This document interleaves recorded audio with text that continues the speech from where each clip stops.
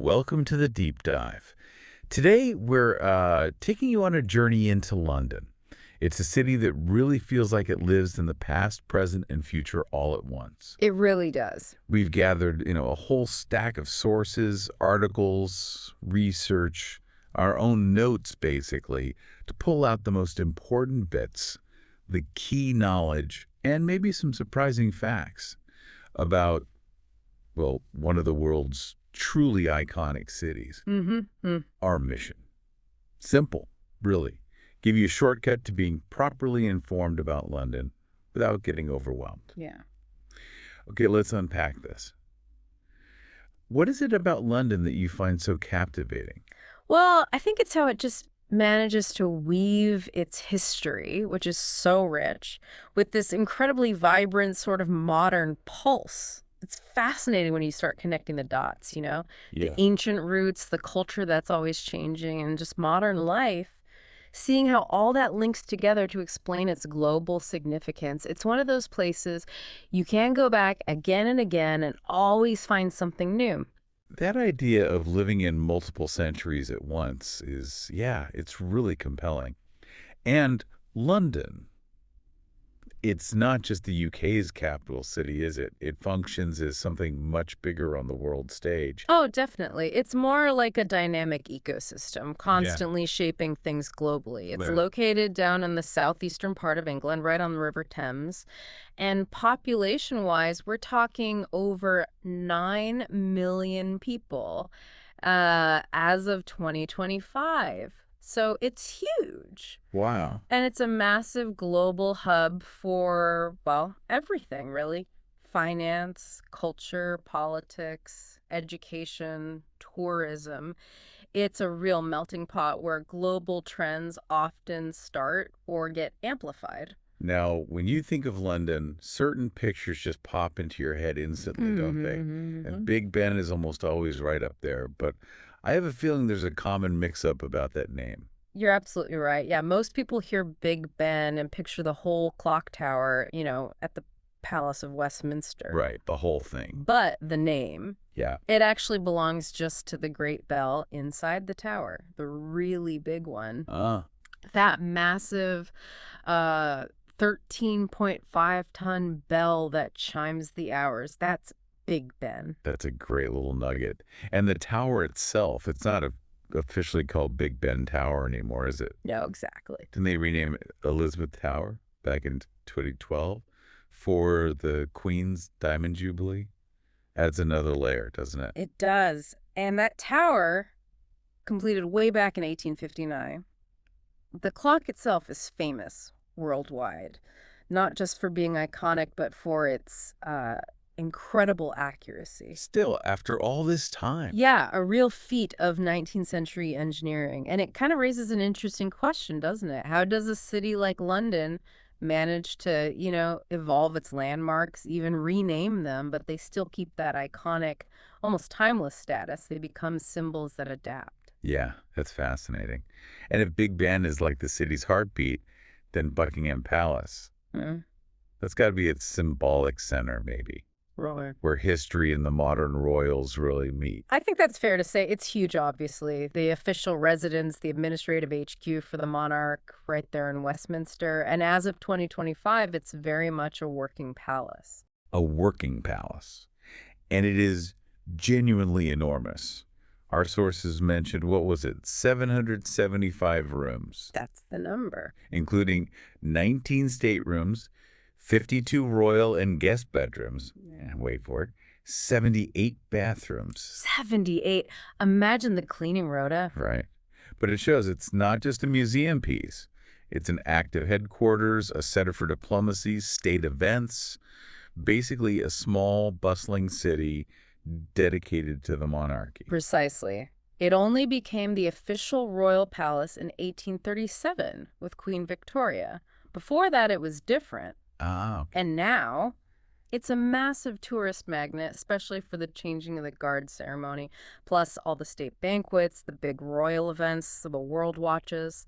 Now, they happen there. Okay, so from palaces steeped in history, let's swing over to something much more modern, the London Eye. Ah, the It eye. just gives you such a different perspective on the city, literally.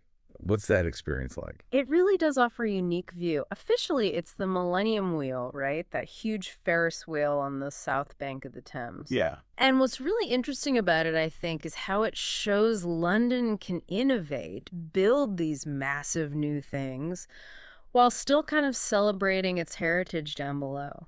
It opened back in March 2000.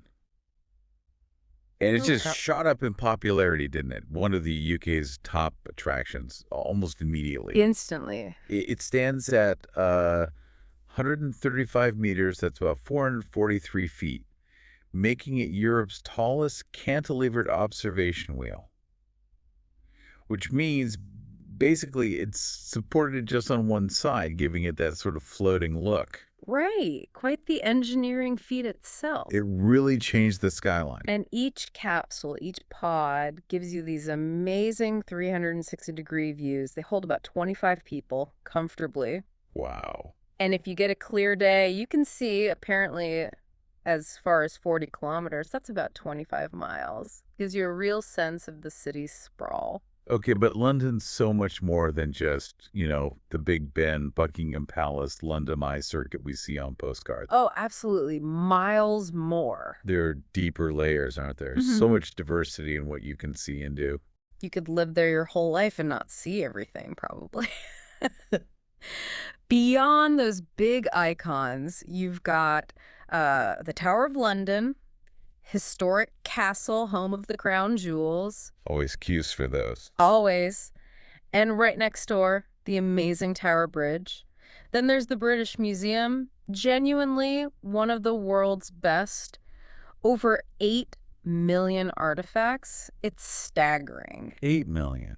Westminster Abbey, where they crown the monarchs, Trafalgar Square with Nelson's Column, and then contrasting with all that history, you've got the Shard, London's tallest skyscraper. Amazing views from the top there, too. And for just wandering around, soaking up the atmosphere. Yeah. Places like Camden Market, very Yeah. eclectic. Yeah, Camden's unique. Or the big shopping on Oxford Street, or maybe the street performers and shops in Covent Garden. They all have such different vibes. Completely different energies. And getting between all these places, well, that's an experience, too. Mm-hmm. Mainly thanks to the London Underground. The Tube. The Tube, Mhm. affectionately known as the Tube. And it was the world's first underground railway, wasn't it? That's right. Quite something to think about when you're rattling along down there. It really is. The scale of just moving people around this massive city is, well, it's impressive. And besides the Tube, you've got the red buses, obviously. Iconic. Overground trains, trams in some areas, even Uber boats now zipping along the Thames. Yeah. And the black cabs, of course. Can't forget the black cab. And Heathrow Airport. Just constantly one of the world's busiest, really underlines London's global connection. And the culture, the entertainment scene in London is just, Yeah. it's immense, so rich, so diverse. So what really drives that? What gives the city its pulse, makes it this global cultural hub? Well, it's a mix, isn't it? You've got the West End theaters, world-famous plays, musicals, Phantom, Les Mis, Hamilton. They run for years, decades even. Drawing huge crowds. Huge international crowds. Then there's the media influence. The BBC is headquartered there, major newspapers, global news outlets. London shapes narratives worldwide. And the sheer diversity of the people, that must play a huge part. Oh, absolutely. It's incredibly multicultural. You find strong communities from India, Pakistan, Nigeria, Jamaica, China, honestly, almost everywhere. And each one adds its own flavor to the city. Yeah, you feel that walking around. And it hosts these huge events too, right? Things that grab global attention. Definitely. The Notting Hill Carnival, which is massive. Yeah. Wimbledon for tennis fans, London Fashion Week. They all bring the world to London. The diversity is just incredible. It really feels like a global meeting point. And we shouldn't forget its brain power and financial clout. Ah, yes. the intellectual and economic side. London's packed with world-class universities. You've got UCL, Imperial College, King's College, the London School of Economics, LSE, Heavyweights. absolute heavyweights, consistently ranked among the world's best, attracting talent from everywhere. So it's clear London's a powerhouse. Intellectually and commercially, it's still a major global financial center. You've got the City of London, that's the historic square mile, the original core. Right, the ancient financial district. And then the modern skyscrapers out in Canary Wharf. Plus, it's home to headquarters for so many multinational corporations. Really cements its place in the global economy. Yeah, all these details, they paint a picture, don't they, of a city with such deep layered history, from its ancient river right up to its role in modern global events. It's constantly reinventing itself. And just a couple more sort of fun facts to round things out, give you the full picture. Did you know London has over 170 museums? It's incredible. And many of them are totally free to enter, which is pretty unusual for a major world city, isn't it? Shows a real commitment to public access to culture. It really does. And here's another one. London's the only city to have hosted the Summer Olympics 3 times. 3 times. Which years were they? 1908, then 1948, just after the war, and then again in 2012, shows its enduring capacity as a global stage. That's remarkable. And weaving through it all, literally, is the River Thames. Ah, the Thames. Yeah. It's played such a key role, hasn't it? Right through the city's entire history, from Roman times up to today with those river buses. Absolutely central to London's story. So there you have it, a whirlwind deep dive into London. It really is a city where history and innovation, tradition, and, well, just incredible diversity all blend together. It's constantly changing, but always feels connected to its past. Hopefully you feel you've gained a real wealth of knowledge about this unique place. And thinking about all that, London's fascinating blend of deep tradition and this sort of relentless evolution, it makes you wonder, doesn't it? This raises an important question for you listening.